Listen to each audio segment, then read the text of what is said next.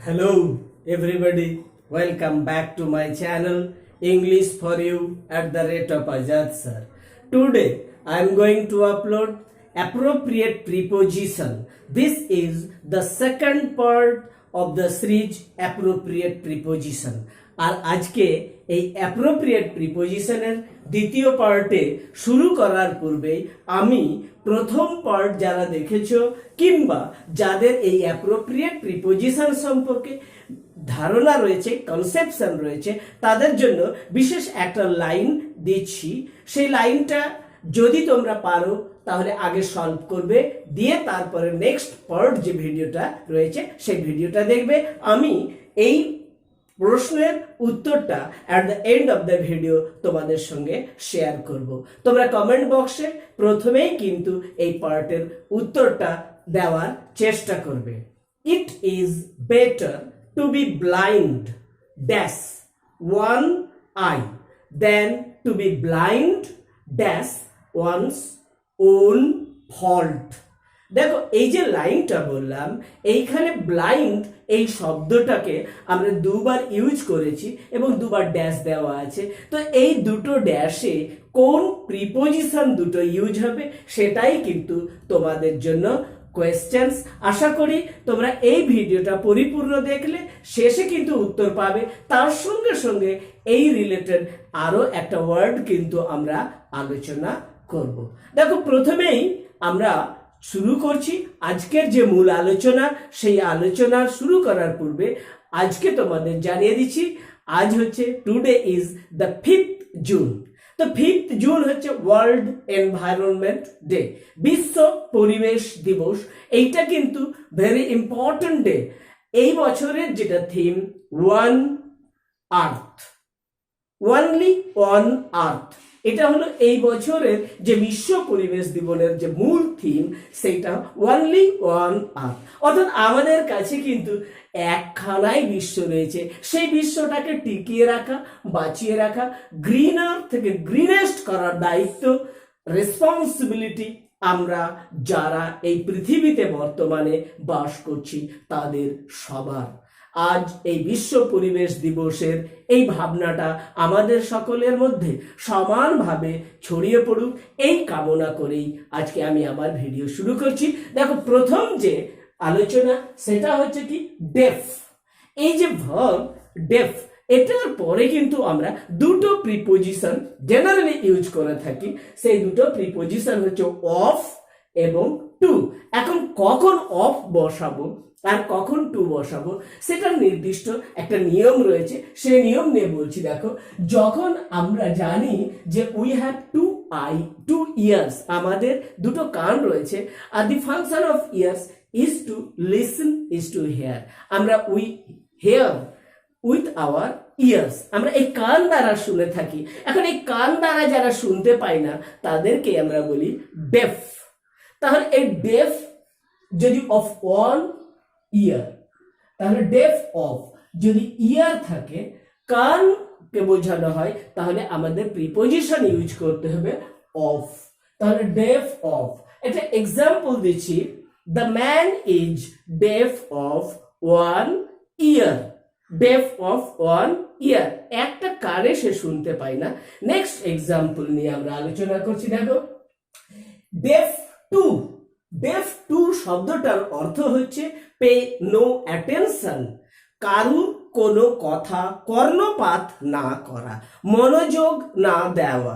তাহলে এই যে ডেফ টু, এই যে আমরা অ্যাপ্রোপ্রিয়েট প্রিপোজিশনটার একটা এক্সাম্পল দিচ্ছি, the boy turns a deaf ear to his parents.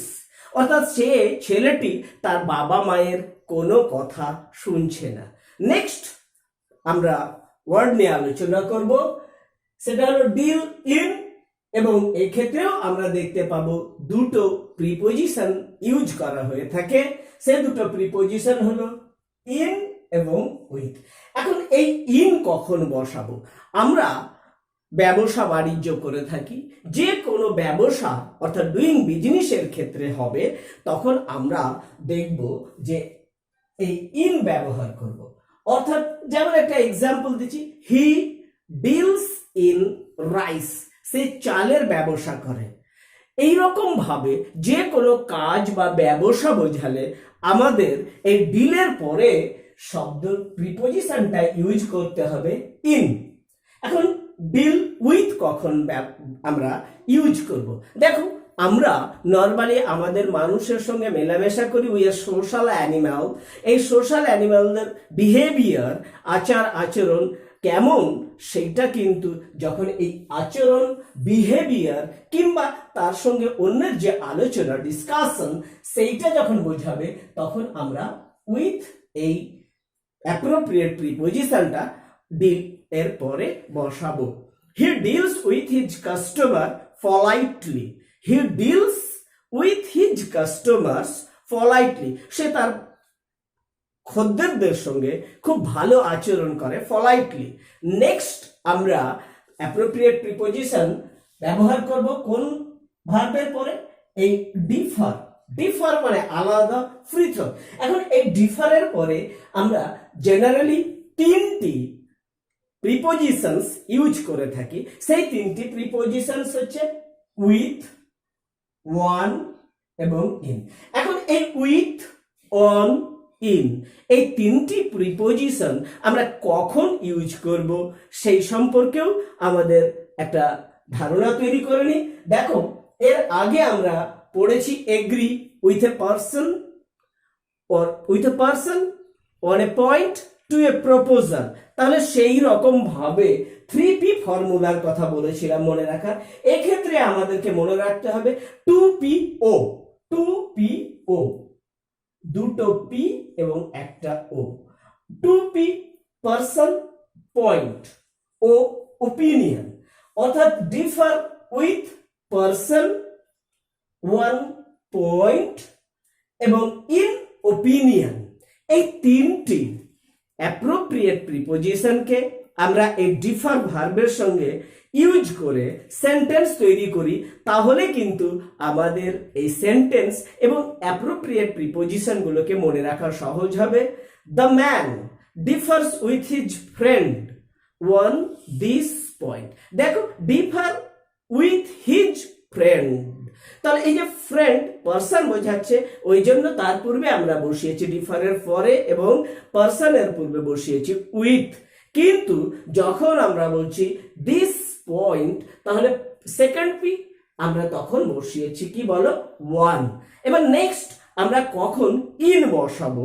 আগেই বললাম ওপিনিয়ন যখন বোঝানো হবে, they differ in their opinions. They differ in their opinions.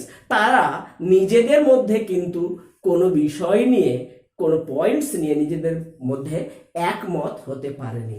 Next আমরা যে ভার্বটা নিয়ে আলোচনা করব সেই ভার্বটা হচ্ছে ডিভাইড।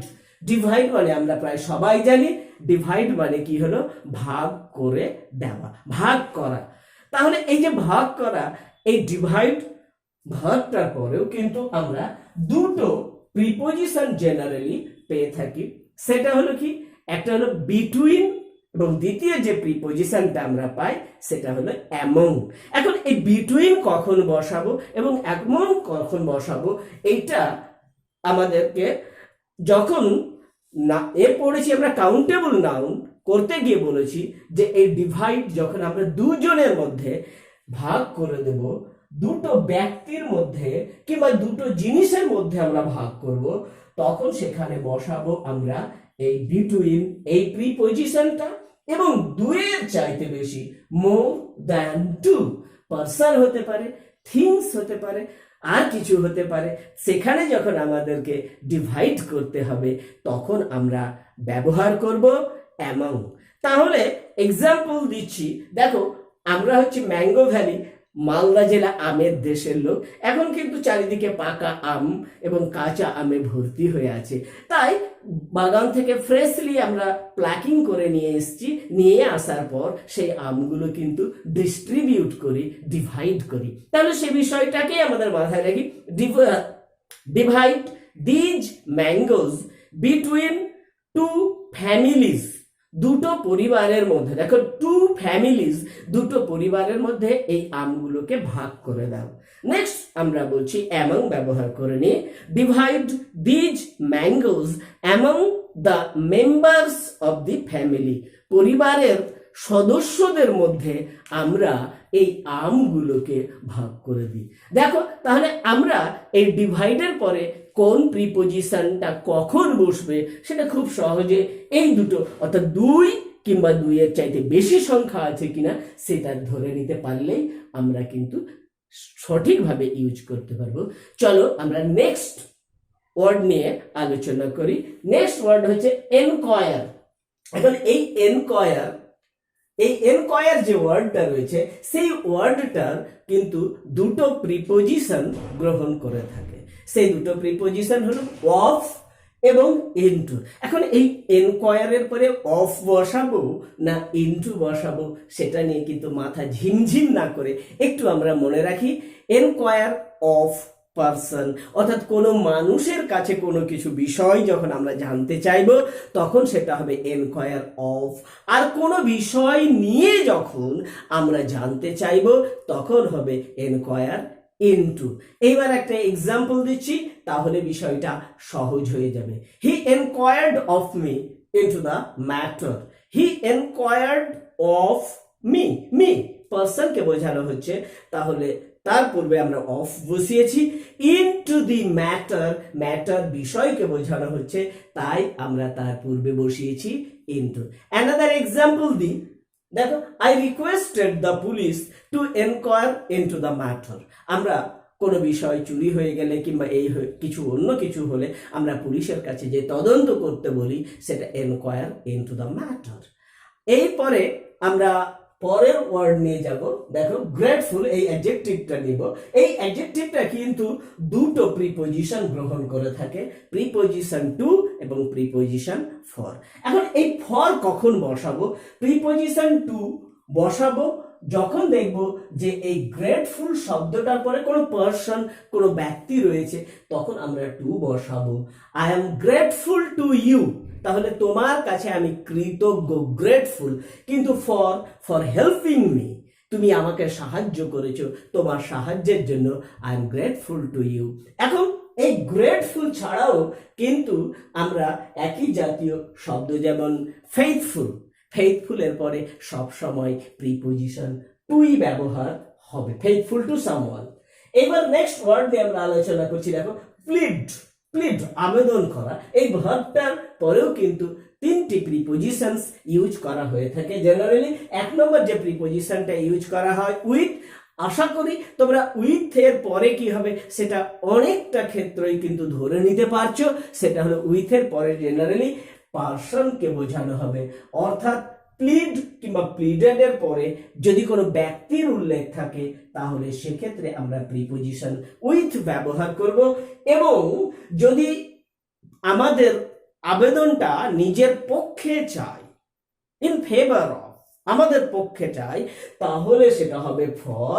আর যদি সেই আবেদনটা কারোর বিপক্ষে চাওয়া হয় তাহলে আমরা জানি এগেনস্ট এই শব্দটার দ্বারা বিপক্ষকে বোঝানো হয়ে থাকে, তাই সেটা হবে এগেনস্ট। এবার তাকে একটা এক্সাম্পল দিচ্ছি। the old woman pleaded with me for justice. The old woman pleaded with me for justice. বৃদ্ধা মহিলাটি আমার কাছে আবেদন করেছিলেন বিচার চেয়ে, জাস্টিস। কিন্তু আমরা এই যে জাস্টিস এই কথাটা বললাম, এবার আমরা ইনজাস্টিস যদি হতো এগেনস্ট ইনজাস্টিস, তার বিরুদ্ধে যে অন্যায়, সেই অন্যায়ের প্রতিকার চেয়েও তিনি আবেদন করতে পারতেন। এবং আজকে আমরা তাহলে পরের ওয়ার্ড নিয়ে আলোচনা করি। এটা একটা অ্যাডজেক্টিভ, রেসপন্সিবল। দেখো এই রেসপন্সিবল এই ওয়ার্ডটার পরে দুটো প্রিপোজিশন বসে থাকে, অনেকটা গ্রেটফুলের মতোই নিয়ম, পুরোটাই টু এবং ফর। To someone. এখন শুধু রেসপন্সিবল নয়, এর কাছাকাছি শব্দের যে অর্থ রয়েছে সেটা হলো অ্যাকাউন্টেবল, সিনোনিমস অ্যাকাউন্টেবল, অ্যাকাউন্টেবল টুও হতে পারে, অ্যাকাউন্টেবল ফরও হতে পারে। তাহলে অ্যাকাউন্টেবল কিংবা রেসপন্সিবলের পরে আমরা পার্সনকে যদি পাই তাহলে বসাবো টু, আর যদি দেখি কোনো কিছু আছে তাহলে রেসপন্সিবল ফর আওয়ার ডিউটি, তাহলে এই তখন আমরা বসাবো এই ফর। তাহলে accountable or responsible to or for কখন বসবে সে বিষয় নিয়ে বিস্তারিত আমি আলোচনা করলাম। এইবার দেখো একটা এক্সাম্পল দিচ্ছি। You are responsible to the committee for your action. Responsible to the committee, committee একটা কতগুলো মানুষের সমন্বয়ে গঠিত হয়, এটা অথরিটি আর পার্সনকে বোঝায়। আর for your action, for your conduct, তোমার কাজের জন্য তুমি দায়ী থাকবে, অ্যাকাউন্টেবল হবে। দেখো এর ছাড়াও আরো একটা আজকে আমরা শেষ যে প্রিপোজিশন সিরিজ নিয়ে আলোচনা সেটা হচ্ছে প্লিজ কিংবা ডিসপ্লিজ। এই যে দুটো ভার্ব, এই দুটো ভার্বের পরে কিন্তু আমরা দুটো প্রিপোজিশনস ইউজ করে থাকি, সেই দুটো প্রিপোজিশনস উইথ এবং অ্যাট। দেখো প্লিজ মানে খুশি হওয়া, সন্তুষ্ট, ডিসপ্লিজ অসন্তুষ্ট হওয়া। তো এই যে ভার্ব এর পরে কখন উইথ বসাবো কখন অ্যাট বসাবো সেটা খুব সহজভাবে আমরা মনে রাখি। দেখো যখনই আমরা বলেছি উইথের ব্যবহার তখনই কিন্তু বেশিরভাগ ক্ষেত্রে যেটা পাচ্ছি আমরা সেইটা হচ্ছে কি পার্সন। তাহলে displeased or pleased with a person, কোনো ব্যক্তির প্রতি আমরা সন্তুষ্ট হই কিংবা কোনো ব্যক্তির উপরে আমরা অসন্তুষ্ট হই, খুশি হই, দুঃখ পাই। তাহলে এই যে দুটো, কিন্তু কেন কোনো ব্যক্তির উপরে আমরা সন্তুষ্ট হই কিংবা তার উপরে রুষ্ট হই, ডিসপ্লিজড হই, তার কারণ হচ্ছে হিজ কন্ডাক্ট, তার ব্যবহার আচরণ। তাহলে এই কন্ডাক্ট যখন বোঝানো হবে তখন, কন্ডাক্ট যখন বোঝানো হবে তখন আমরা বসাবো অ্যাট, আর যদি পার্সন থাকে তার পূর্বে আমাদেরকে বসাতে হবে উইথ। দেখো আশা করি আজকের এই ভিডিওতে যে কয়টা ওয়ার্ডের সঙ্গে অ্যাপ্রোপ্রিয়েট প্রিপোজিশন নিয়ে আলোচনা করলাম প্রতিটা very useful for learning English, very useful for competitive examination, প্রতিটি। তাই তোমাদেরকে বারবার পড়তে হবে এবং সেন্টেন্সের সঙ্গে যুক্ত রেখে যদি এইগুলোকে মনে রাখার চেষ্টা করো এবং বারংবার মাঝে মাঝে যেটা একটা করার দরকার মনে রাখার জন্য, কারণ আবার বলছি very difficult, it is very difficult to memorize, to recall all these appropriate prepositions. তাই আমাদেরকে কি করতে হবে, মাঝে মাঝে জোরে জোরে লাউডলি পড়তে হবে যাতে করে মুখের আওয়াজটা আমাদের কাছে কানের কাছে আসে। আর তার সঙ্গে সঙ্গে এই টিপস, এই ট্রিক্স গুলোকে মনে রাখবে, তাহলেই তোমাদের কিন্তু এই অ্যাপ্রোপ্রিয়েট প্রিপোজিশন মনে রাখার কাজটা সহজ হবে। এবার আমরা প্রথমেই চলে যাব যে উদাহরণটা আমরা বলেছিলাম সেইখানে। দেখো দুটো ব্লাইন্ড বলেছিলাম, ব্লাইন্ড এরপরে প্রথম যে ব্লাইন্ডটা ছিল সেখানে হবে অফ ওয়ান আই, চোখে কানা, সে দেখতে পায় না চোখ দিয়ে, অর্থাৎ আমরা এই যে ডেফ শব্দটা ইউজ করেছি ঠিক সেই রকম ভাবে ব্লাইন্ড অফ হবে। সেকেন্ড যে ব্লাইন্ডটা আছে সেই ব্লাইন্ডটা হবে ব্লাইন্ড টু। কেন? আমরা ভালোবাসায় অন্ধ, আমরা নিজেদের ত্রুটিগুলো খুঁজে পাবো না। তাহলে আশা করি দেখো আমরা আজকের শুরুতে যে এক্সাম্পলটা দিয়েছিলাম তোমাদেরকে করতে বলেছিলাম তার সঙ্গে একই মিল, দারুণ রকম জিনিস, একই রকম নিয়ম, সেই নিয়মটাই কিন্তু এখানে কার্যকর হয়েছে। I hope you enjoy this class. That's all for today.